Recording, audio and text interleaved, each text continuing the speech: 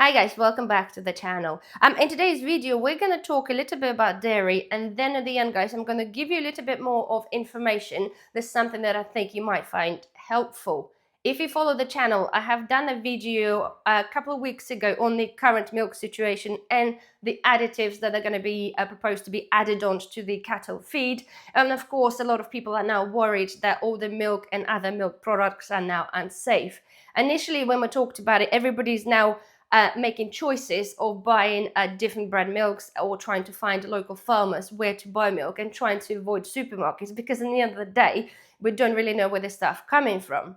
So of course, after a little while now, people are worried about other dairy products, because in the end of the day, Arla are supplying majority of the milk to the supermarkets. So that means in time as well, things like cheeses and yogurts and butters all can be affected. So again, I've been suggested by some of you to put this video forward. I heard about this information a little while back, but I haven't really thought of anything to it, to be fair. But I think it's more important now than ever to be able to share this information. So here, guys, I have a list of the farmers in the United Kingdom. It's not 100% complete, I don't believe, because some bits are still missing, and each one of these farmers is allocated a number. So if you have a look, okay, on any dairy product, there is a little round oval shape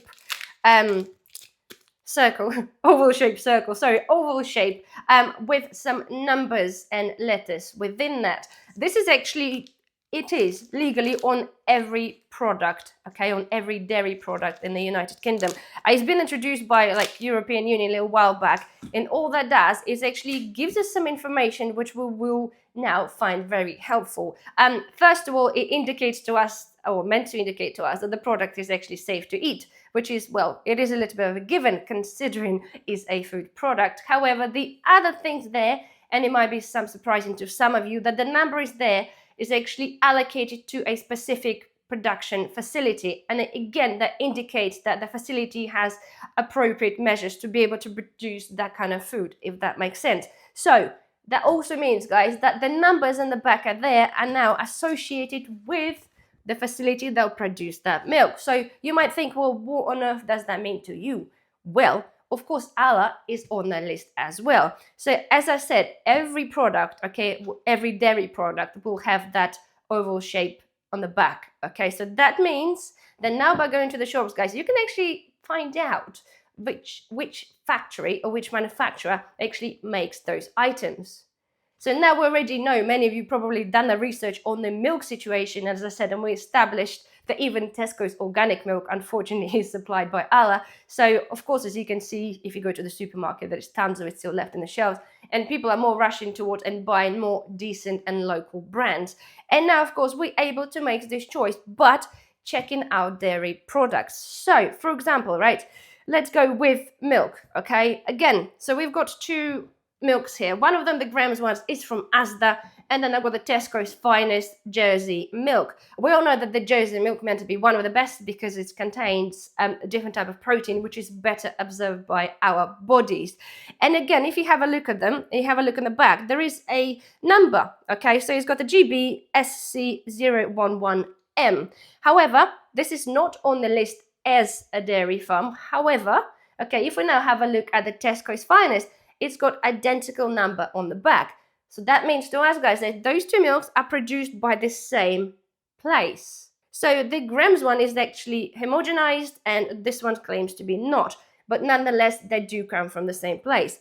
Although they are currently not mentioned with the address on that form, but okay, it tells you here that it's made by the farm and it gives you the address and the postcode of the farm. So we'll know, okay, that this is made by the same people. So if I now have a look at Lidl's a Greek yogurt, okay, this one's got a number there, GB, which stands for Great Britain, obviously, and I've got the RO030. So if we look down on the our pieces of paper here, and it tells us that the RO030 is actually by Pakiza Dairies, okay? And of course, it gives you there in the Rochdale, it gives you the address. So if at any point you want to make any inquiries, you know where to go. And then proceed down to things like the butter. This is the Irish butter. Again, the number is not on there, but the it tells you what place makes it. And then unfortunately we'll go to say Lidl again, and we'll have a look at the cheese. This cheese claims to be the Welsh cheese, and it's absolutely fine. It does have a number on the back of the GP-DP001.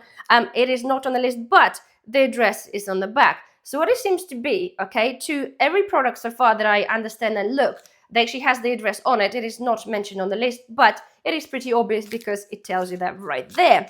And then, okay, I'm looking at the Asda's cheese. This is the Asda's packaged cheese, and it's got the number here, GBOS001. And yes, let's guess that this belongs to Arla. Again, if we're looking on the list in here, it will tell you that the Arla is the one that's making that cheese. And as we know, they'll be making this for many, many other supermarket brands, just like they do with milk.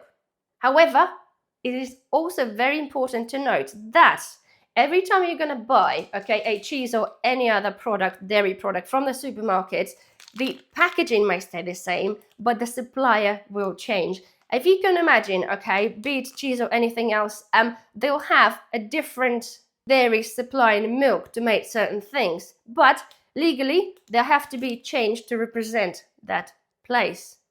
So when it comes to checking our food, you have to note those numbers and either keep them in your head or have them screenshotted in your phone. So when you go shopping, just because we established once that, for example, you know, that cheese not made by Arla, but nobody said that, you know, we'll go shopping in another week or so and the code will be different because suddenly they are made by Arla company. I'm not saying this will be the case with this one because this claims to be Welsh cheese, but nonetheless, this is just to give you guys an example. So as you can see, we now can make really a little bit more of a decisions, okay, especially for all of you who are actually really worried about what's been happening. That list is going to be absolute lifesaver because let's be honest, for people who don't want to support what they're doing, okay, that is absolute lifesaver. Yes, there is 7 pages and it's a very, very small print, but the beauty of that, guys, once you understand and you probably learn the codes, like the other code is very easy to remember. So now my first thing will be is let's pick something up and make sure that it's not 001